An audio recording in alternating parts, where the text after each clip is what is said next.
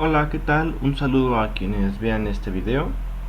En la presentación del día de hoy abordaremos el tema referente a la militarización de la seguridad pública en México y sus fundamentos legales, basándonos en el artículo de análisis de la autora Lisa María Sánchez Ortega. Presenta González Hernández Oscar. Bueno, en primer lugar es conveniente dar una breve introducción de lo que abordaremos. Es así como vemos que el fenómeno de la militarización, que es nuestro objeto de estudio, se ha profundizado e institucionalizado en la vida jurídica y política de nuestro país. Se ha normalizado su presencia en muchos de los ámbitos en los que anteriormente no solía estar. Por ello, cuando hablamos de militarización debemos entenderlo como un fenómeno que se puede dar tanto en el ámbito nacional como en el internacional. Sin embargo, para efectos de esta presentación lo abordaremos desde el ámbito nacional. Para poder entender de qué va este fenómeno, debemos tener algunas nociones de lo que implica el uso de este término. Para ello mencionamos 5 puntos clave para su correcto entendimiento.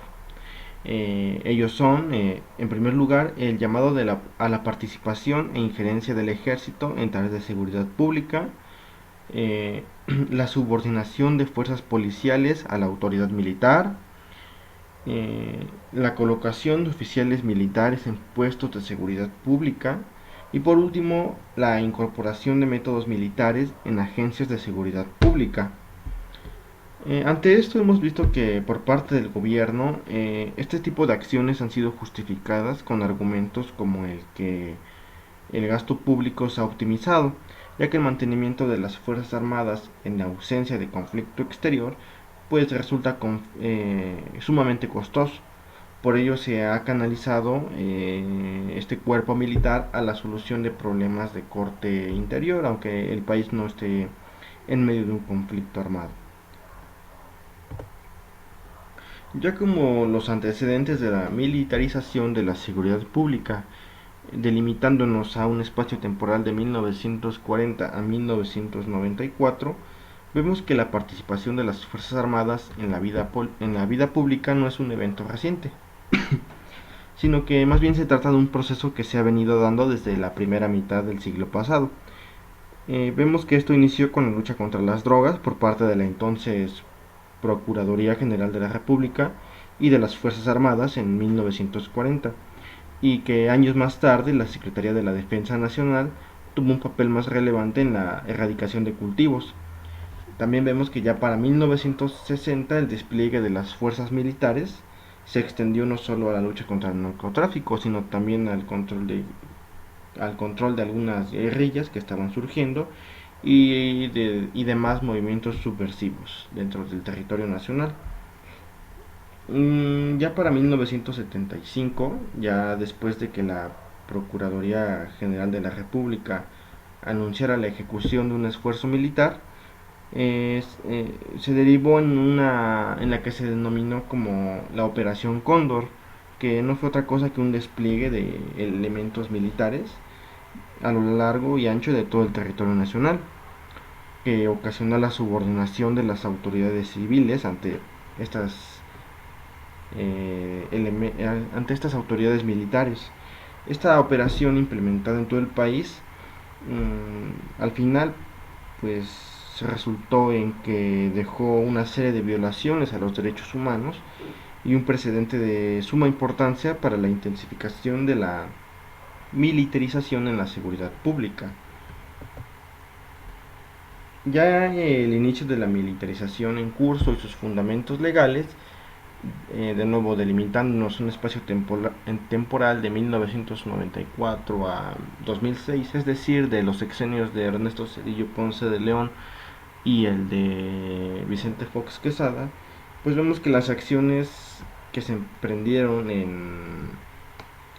en este periodo pues fueron las que en verdad implicaron la presencia militar en la conducción de asuntos civiles.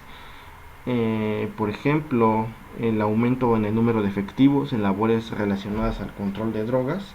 en el sexenio de Ernesto Zedillo, cuando se creó la Policía Federal Preventiva, ¿no? que fue una corporación que años más tarde, dentro de sus filas, albergaría cerca de 5.000 policías militares.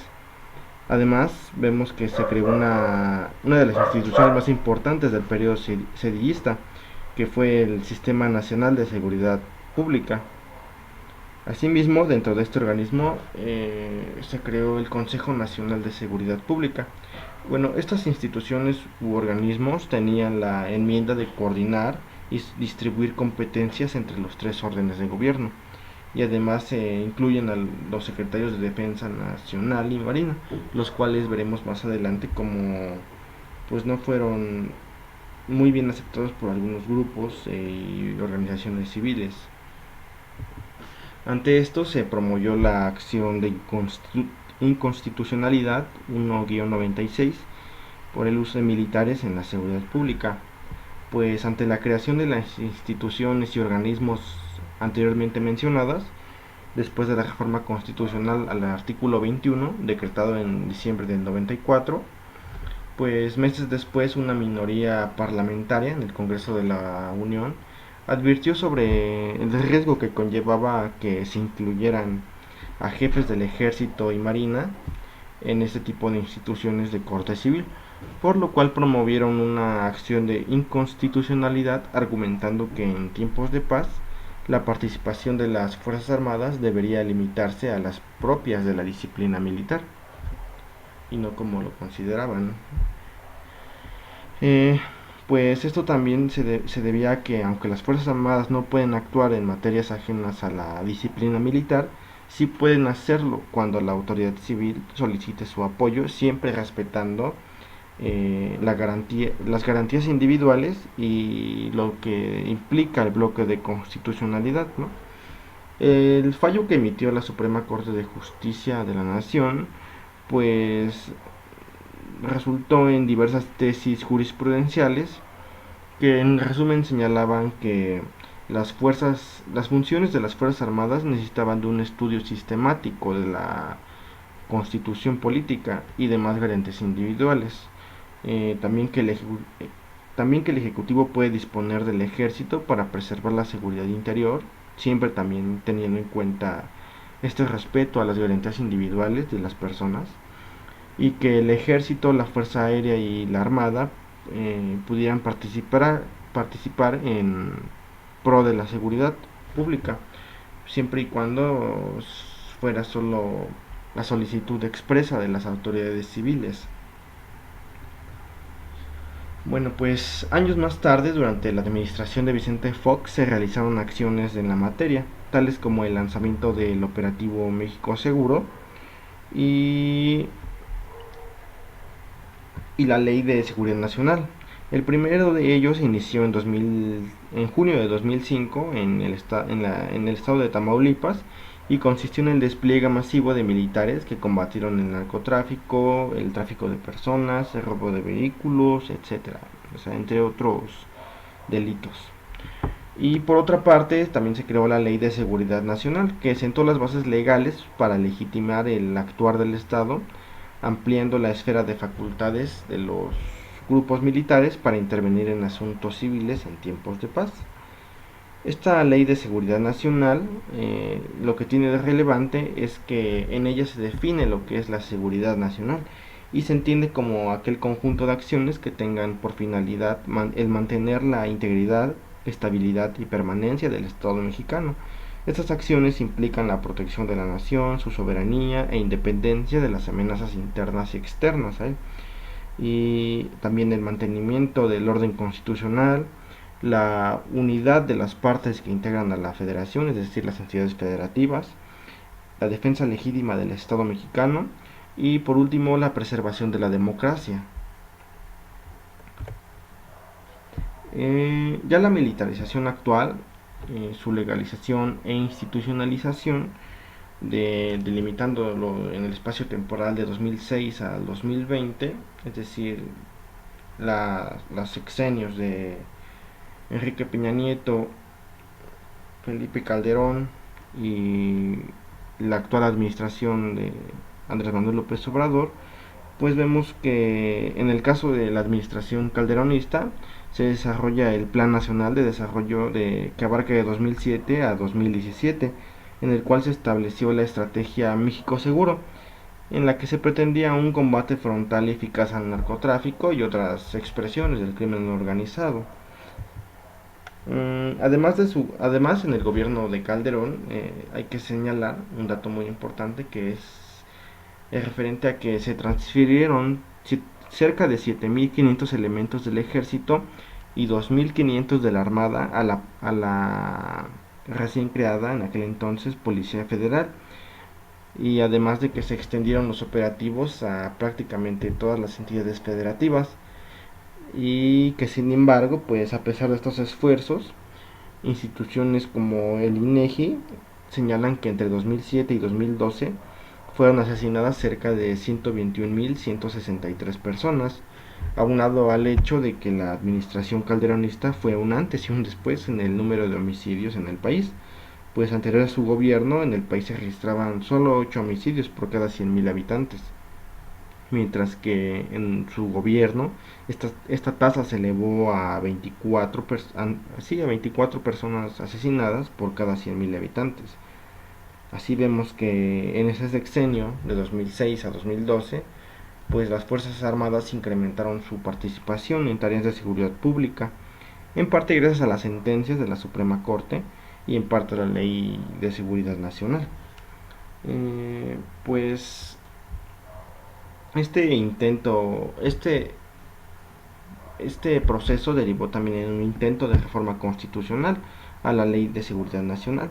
pues en abril de 2009 el presidente de la República envió al Congreso una serie de reformas en materia de seguridad, a la Ley de Seguridad Nacional, al Código de Justicia Militar, a la Ley en contra de la delincuencia organizada, a los Códigos Penal Federal de procedimientos penales y a la Ley de armas de fuego y explosivos, esto con la finalidad pues de regular la participación de las Fuerzas Armadas en el combate al crimen organizado. Es decir, vemos como el Ejecutivo, en aquel entonces presidido por Felipe Calderón, pues llevó a cabo una serie de reformas a leyes secundarias e inclusive a la norma suprema, ¿no? En lo adjetivo y en lo sustantivo de los códigos penales, con la finalidad pues de legitimar y legalizar sobre todo pues su, su política contra el crimen organizado. Ya de la Ley de Seguridad Interior podemos señalar que pues en primer lugar fue publicada en el Diario Oficial de la Federación en diciembre de 2017, y esta tenía por objetivo el regular la función del Estado para preservar la seguridad interior, además de establecer las bases, procedimientos y modalidades de coordinación dentro de la Federación. En esta se regulaba que las Fuerzas Armadas, en caso de ser necesario, podían ser llamadas por el Consejo Nacional de Seguridad y les asignaría en la atención de alguna problemática a atender. Y en caso de darse esto, los municipios, las entidades federativas o las demarcaciones territoriales en la Ciudad de México pues tendrían que sujetarse, subordinarse al actuar de estos órganos militares. Además, se permitía que en casos de amenaza el presidente de la República pudiera ordenar las acciones necesarias de forma inmediata a las instituciones y entidades ya mencionadas. Así también vemos que con la llegada de Andrés Manuel López Obrador al Ejecutivo Federal, pues su propuesta, que ya se había venido esbozando desde antes de tomar posesión, referente a la creación de una Guardia Nacional militarizada, llegó al Congreso de la Unión. Esta reforma constitucional de la Guardia Nacional y sus leyes secundarias fue presentada en noviembre del 2018 ante la Cámara de Diputados. Bueno, pues este proyecto pretendía un cambio a 3 artículos de la norma suprema, donde destacaba, o donde vemos que destaca el hecho de que se quería la desaparición de la Policía Federal, que recordemos había sido creada en el sexenio de Calderón, en favor de la creación de la Guardia Nacional, la cual tendría una composición, un mando y un adiestramiento de tipo militar, de corte militar. Este organismo sería una institución del Estado que salvaguardaría la libertad, la vida, la integridad y el pleno ejercicio de los derechos de todas las personas. Este era su objetivo principal. Sin embargo, debido al trabajo de la oposición y a diversas sociedades civiles, la Guardia Nacional al final tuvo pues una naturaleza, un entrenamiento y un mando de corte civil, además de que actualmente permanece bajo la administración de la Secretaría de Seguridad Pública y Participación Ciudadana